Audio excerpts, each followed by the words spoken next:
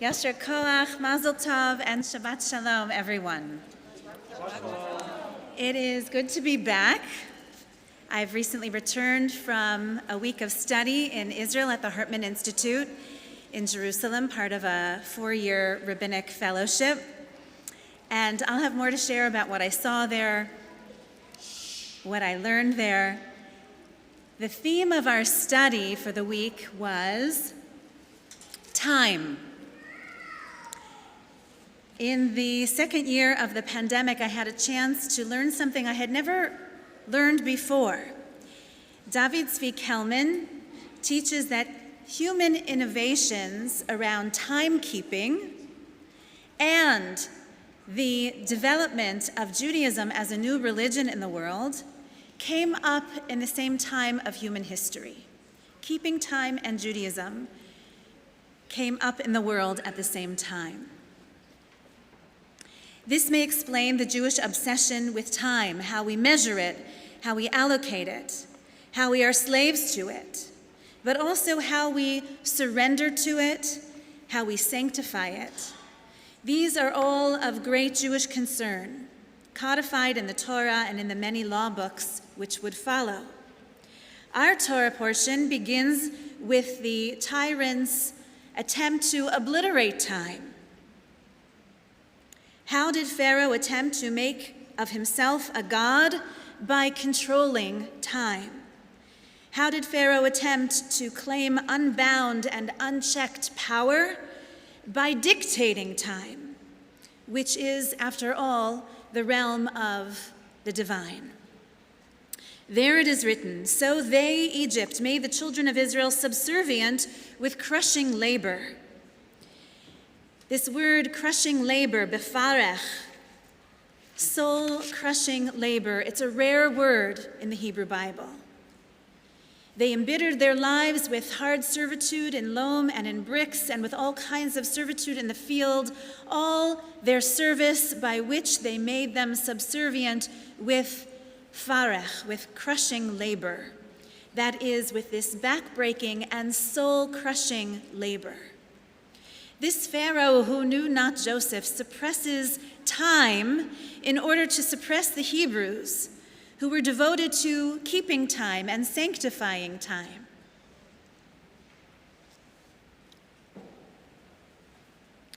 You're all right, guys, you're all right. We're just glad you're here.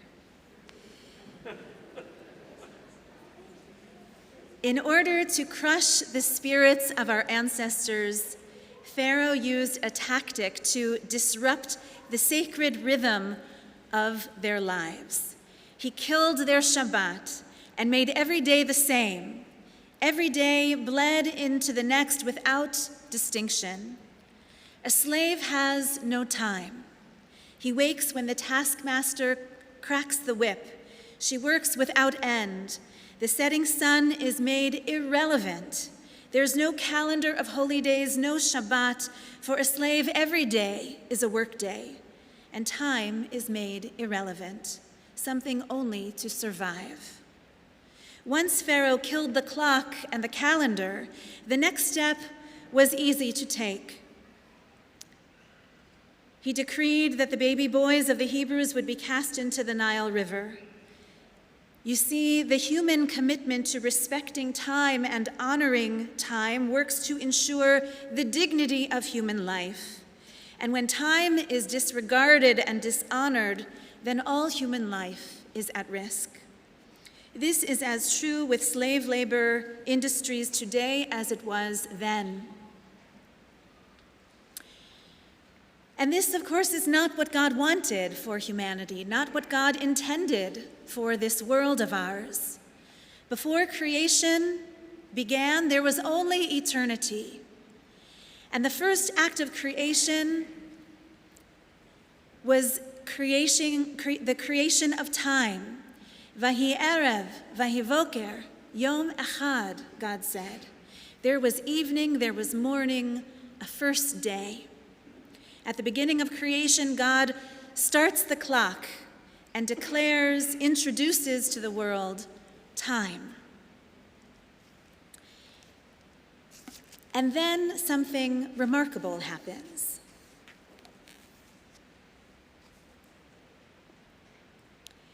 Uvayom hashvi'i Shabbat vayinafash. Then came the seventh day, when God rested, refreshing the soul.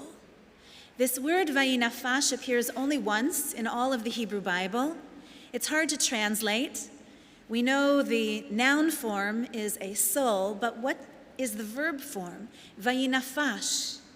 God blessed the seventh day, God rested and was resouled with a U. God was refreshed. And so we who are created in the image of God must also resoul ourselves each week. For the sake of holiness, one of the most distinguished words of the Hebrew Bible is kadosh, holy, a word which is more than any other representative of the mystery and the majesty of the divine. And what was the first holy object in the history of the world? What was the first thing that God created and called kadosh? Not a mountain, not the heavenly realm, not an altar. Shabbat. Vayevarach Elohim, God blessed the seventh day and declared it kadosh. And so must we. This week, the Jewish people marks the 50th yahrzeit of Rabbi Abraham Joshua Heschel of blessed memory. He is one of the most influential rabbinic voices of the 20th century. He was my grandfather's favorite teacher at the Hebrew Union College.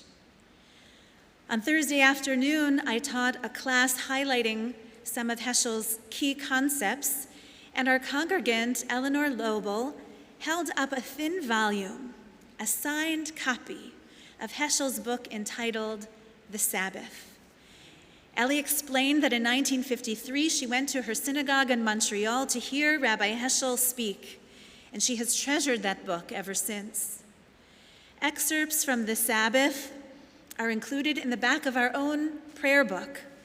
For a little inspiration each Shabbat, you can find it there. But if you really want to treat yourself or to someone you love to a real gift, to a gift with lasting impact and extraordinary grace, I encourage you to get a copy of The Sabbath by Abraham Joshua Heschel and read it very slowly.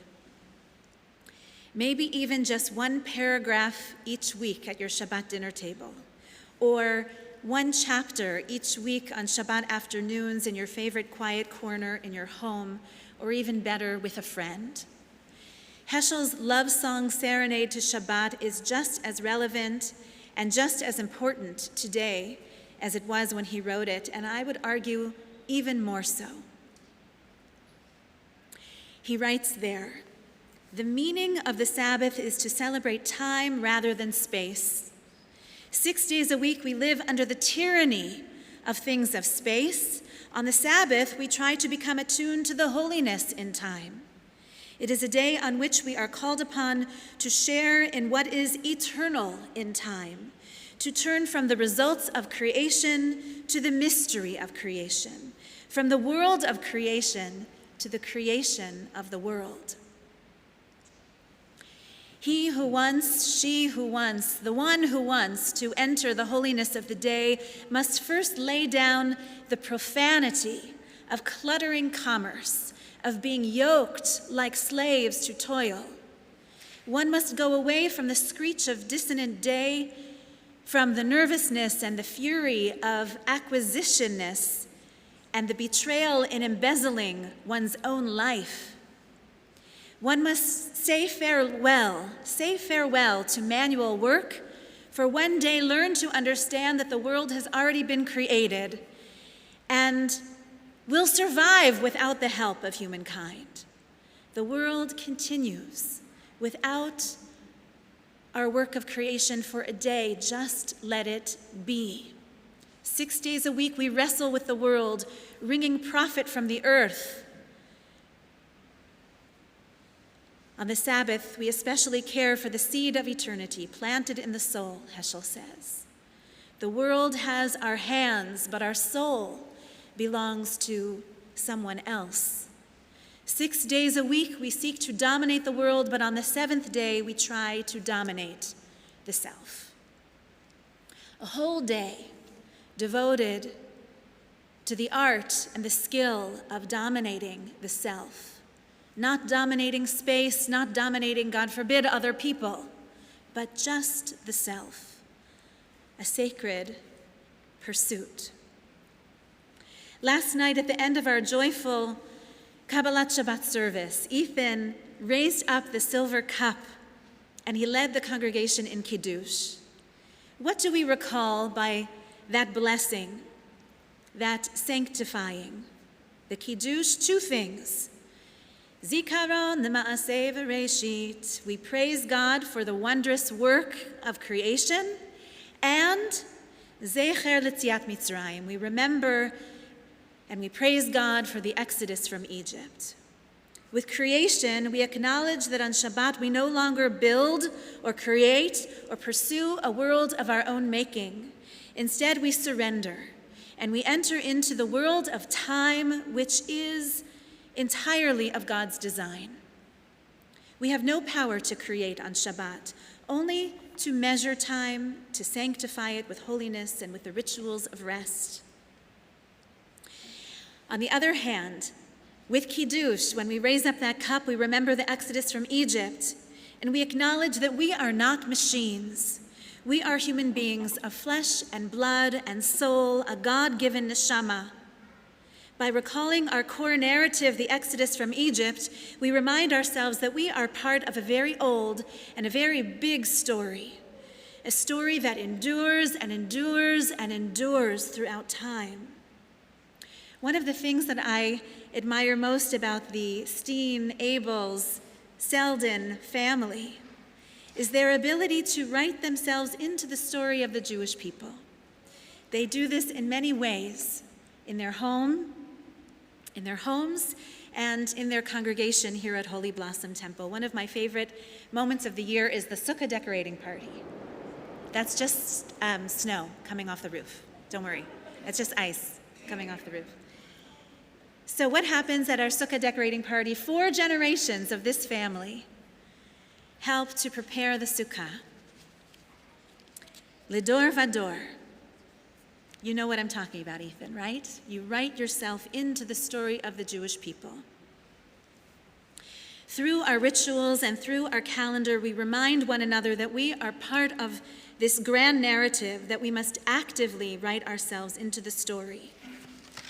Today, just by being here, we reinforce Ethan's moment of writing himself into the story of the Jewish people. We validate his role in this story. And each and every one of us has a role to play as well. So when we lift up that Kiddush cup, we declare a triumph of the human spirit. The Jewish people has outlived the Pharaoh who intended to crush our spirit. And Shabbat wins. Ot hi le'olam. Shabbat will endure forever as an eternal sign of the covenantal relationship between God and the Jewish people.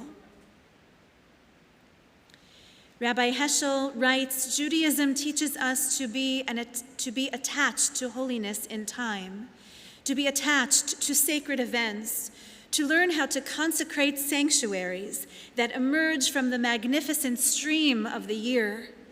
The Sabbaths are our great cathedrals, and our Holy of Holies is a shrine that neither the Romans nor the Germans were able to burn, Heschel writes.